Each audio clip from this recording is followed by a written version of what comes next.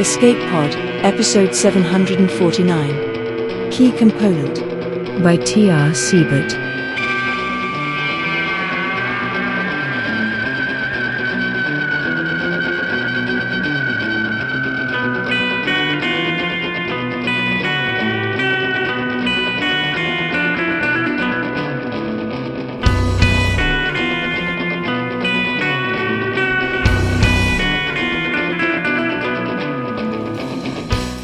Hello and welcome to Escape Pod. I'm your host and co-editor, Mur Lafferty. This week's story is Key Component by T.R. Siebert. T.R. Siebert is a speculative fiction writer from Germany. When she's not busy writing, she can be found attempting to grow vegetables on her balcony or looking at pictures of cute dogs. Good use of time. I like it. It's narrated for us by Albra Staffen Wiebe. Albra loves dark science fiction, cheerful horror, futuristic fairy tales. Dozens of her short stories have appeared in publications including Tor.com, Escape Pod, and Odyssey Magazine. She lives in Minneapolis, where she wrangles her children, pets, and mad scientists she keeps in the attic. This is an Escape Pod original. You are and will always be what you are. Also, it's story time.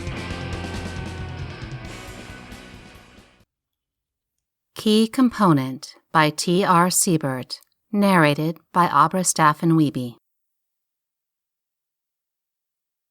The first thing you need to understand is that you don't have a body. You are a body. They pulled you from your mother kicking and screaming, and you haven't found silence since. You are too much to handle, too much to hide. They tell you as much, with words and in a myriad of other ways. Too large to overlook, too obscene to see. You fold yourself into yourself and cannot escape the confines of it. The ship wasn't built for you like you were built for it. In most hallways, you have to duck to not hit your head on the ceiling. You avoid chairs with armrests because you know you won't fit. You haven't slept comfortably in a bed since you were 10 years old. Back then, you had nightmares in which you never stopped growing until you pushed against the hull of the ship, bursting through it into the never-ending void of space. You move, and the world breaks around you. Engineered before you even found yourself in a womb. Predestined to fulfill the role for which you were created. They formed you with their own hands and called it barbaric. You've read treatises on your very existence, written by the same people who brought you into this world. They all end the same.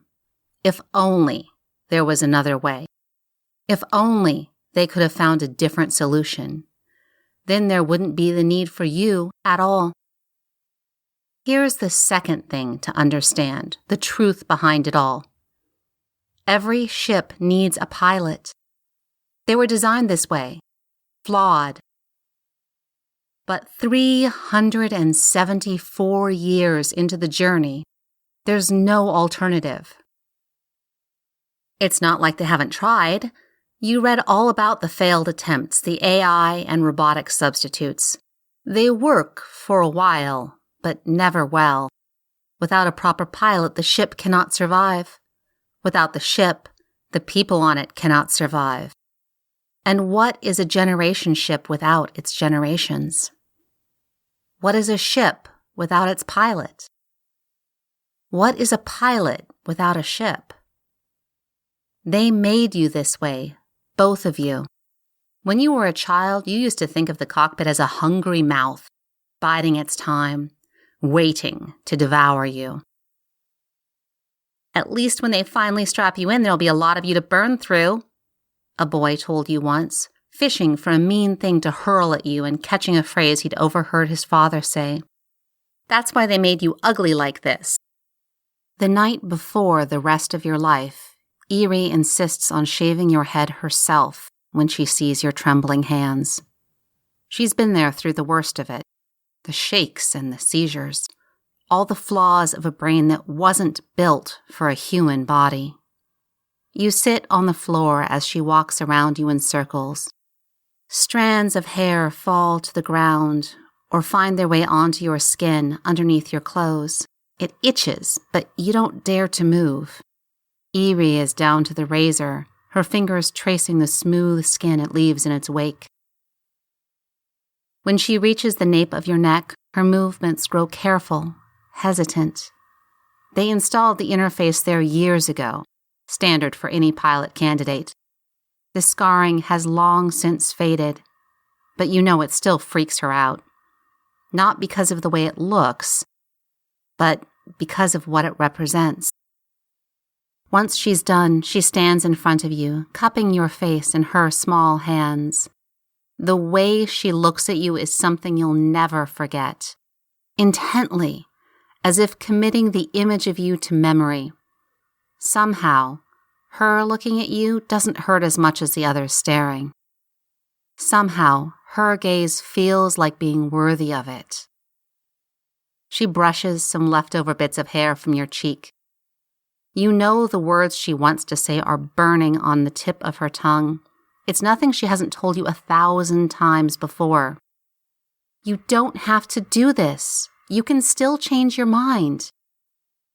She's pale now, even more than usual. They all are lately, withering away right in front of your eyes, closer to death with every day the ship is without a pilot.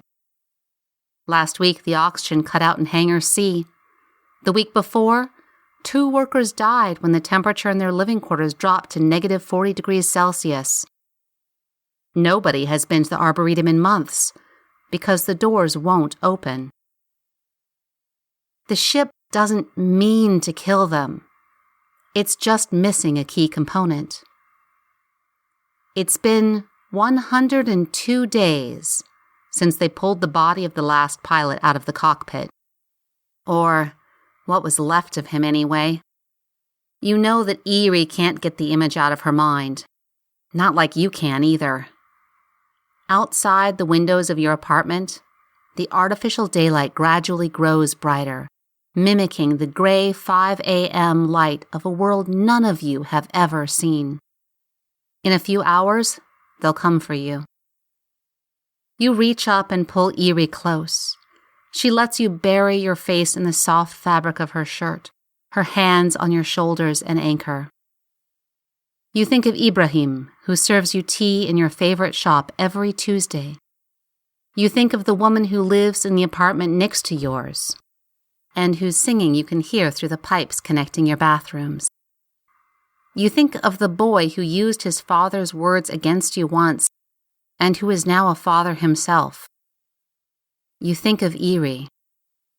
You think of a planet still generations away, of wind and sun and wide open spaces.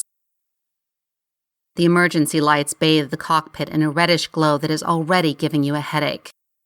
The walls are a mess of monitors and cables, switches and pipes. It's not a mouth at all, you think, as you follow Dr. Waite inside. It's a heart. The pilot's seat is more of a pod than a chair, its curved chrome and glass reflecting the blinking lights that count down to the ship's demise. When you sit in it, you realize that for the first time in your life, something was made to fit you. There are restraints to hold you in place, electrodes stuck to your freshly shaved head. The IV in your left arm stings, but you stay still, waiting for Dr. Waite and his team to finish their work. They move quickly. They've done this before. When you keep your eyes on Eerie in the corner, you can almost ignore the fact that you'll never stand up from this seat again. Now remember, Dr. Waite says as he checks the placement of the electrodes one last time. Once you've established connection to the main computer, you need to focus on life support first. You nod.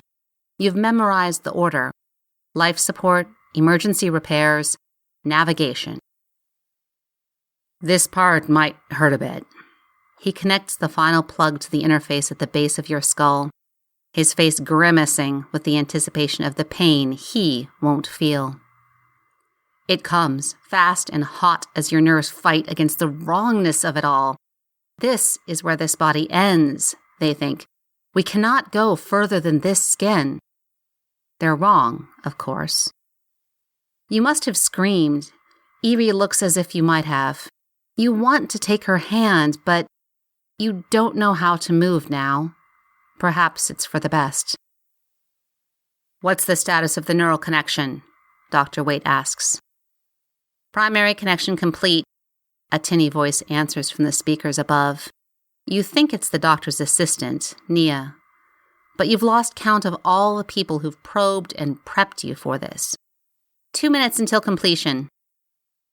Your nerves are raw, tingling with anticipation. Your heartbeat is loud in your ears. If you move, the world breaks around you. If you move, hey! Suddenly, Eerie is there. Her fingers are on your cheek, your forehead. Are you still with me? You're sweating, burning up. You tell yourself she's seen you in worse conditions than this. Yeah. Speaking feels strange, like your mouth isn't quite your own anymore. You try to smile, and the intention doesn't make it all the way to your muscles. She looks like she wants to say more. Somewhere behind all the frustration and grief, she knows you're right to do this, that there is no other way to save the ship, but admitting that would push her to a place from which she could never return. She shouldn't have to live with that on her conscience. You want to take her hand. She takes yours instead. 1 minute left, the voice that might be Nia's says from above. There's not enough time. There's never enough time. I was born for this, you say, with that mouth that isn't yours now. Nobody scored as high on their synchronization tests as you. Nobody's neural patterns were as perfectly suited for this as yours. Eerie never cared about any of it. You were born to live. You will, in a way, for a while. It's worth it, isn't it? What's a pilot without a ship? What's a pilot without 10 seconds? You can't feel your legs and squeeze Eerie's hand just to make sure you still can. 5 seconds. You close your eyes. You're still here. 3. You're still here. 2. You're still here. 1. The first thing you understand is that you don't have a body. You are a body. Thousands of tons of metal and glass and plastic rotating and working in perfect synchrony. You are engines and fire pushing yourself forward through the darkness. You are millions of measurements and calculations and decisions, a thing of beauty and terrifying improbability. You are also a man with kind eyes brewing tea in the back of his shop. A woman singing in the shower with abandon after a long day at work. A man lifting his son up to sit on his shoulders, an old shame pushed deep into the back of his mind. And somewhere in the heart of you, in a small room filled with cables and monitors and lights turning green again, a girl holding the hand of what used to be you. You see them all, the thousands of lives clinging to you, trusting in you, hoping that it will be just enough to take them home. Outside, there is only the vastness of a galaxy and the light of 1 billion stars. There is nothing to constrict you, no confines to break.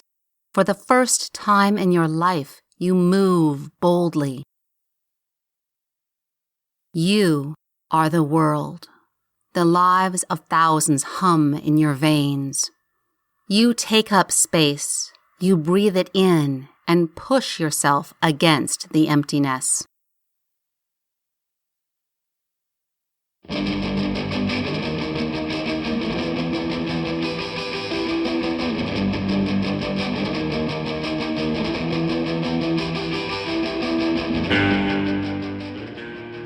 And that was our story. Making babies for something is always played as a bad or unethical thing. This is touched on in the story by you, created to become the ship. Some people have a child who needs transplanted biomaterial, and only his siblings will do, so the parents have another kid. Some people think that's terrible, but having a kid just for the first kid to have some company is something people do. I can see the difference, don't at me. But there's an element of sameness. You're having a child for a reason. Many children are born due to no reasons, or as an unplanned mistake. Ethics in childbirth are a minefield of discussion, and I honestly don't know where the answers lie. This is a story about the self, of who you are, of why you are. It touches on fat phobia, the cruelty of children, and the concept of a body that is yours occupying a space that isn't yours. The world has so many ideas about who owns the space around us. Namely, there are poisonous accusations that women should take up as little space as possible, and fat people definitely don't deserve the space they occupy. There's so much ownership crammed into this short story. Ownership of self, of body, of space, that I had to read it several times because every time I read it, it hit me a little bit harder. And I hope it did the same for you. So I hope you've heard by now, but SB Divya and I got some old Escape Pod favorite stories and some new stories from favorite Escape Pod authors and put together a 15th anniversary anthology that's coming out this fall from Titan Books. Check it out and pre-order, please. You can get awesome older stories from people like N.K. Jemisin and Mary Robinette Kowal. You can get new stories from Marius Broaddus and Ursula Vernon. We also have stories from John Scalzi, Tobias Buckell, and Cameron Hurley, to name a few. And you might even get new stories from Escape Pod's own Tina Connolly and me. Okay, that's a lie. You actually will find all that stuff. No might in there. But anyway, pre-order, please. Thank you. Remember that if you support our Patreon, you are supporting paying our authors and our staff and our narrators. Something we all feel very strongly for. If you support us, you'll go a long way to make us able to buy more original stories, and you'll be supporting all 4 podcasts under Escape Artists umbrella: Podcast El Pseudopod and Cast of Wonders, and of course, Escape Pod. You can also donate via PayPal if that's your thing. The links are at our homepage at escapepod.org. Escape Pod is a production of Escape Artists Incorporated, published under Creative Commons Attribution Non-Commercial No Derivatives License. All other rights are reserved by our authors. Our music is by permission of Daikaiju. You can find out more about them at daikaiju.org. Our quote comes from Leo Tolstoy: "The sole meaning of life is to serve humanity." And I'll add to that, including your own. So that was our show for this week. Thank you for listening. Wear your mask, have fun, and be mighty.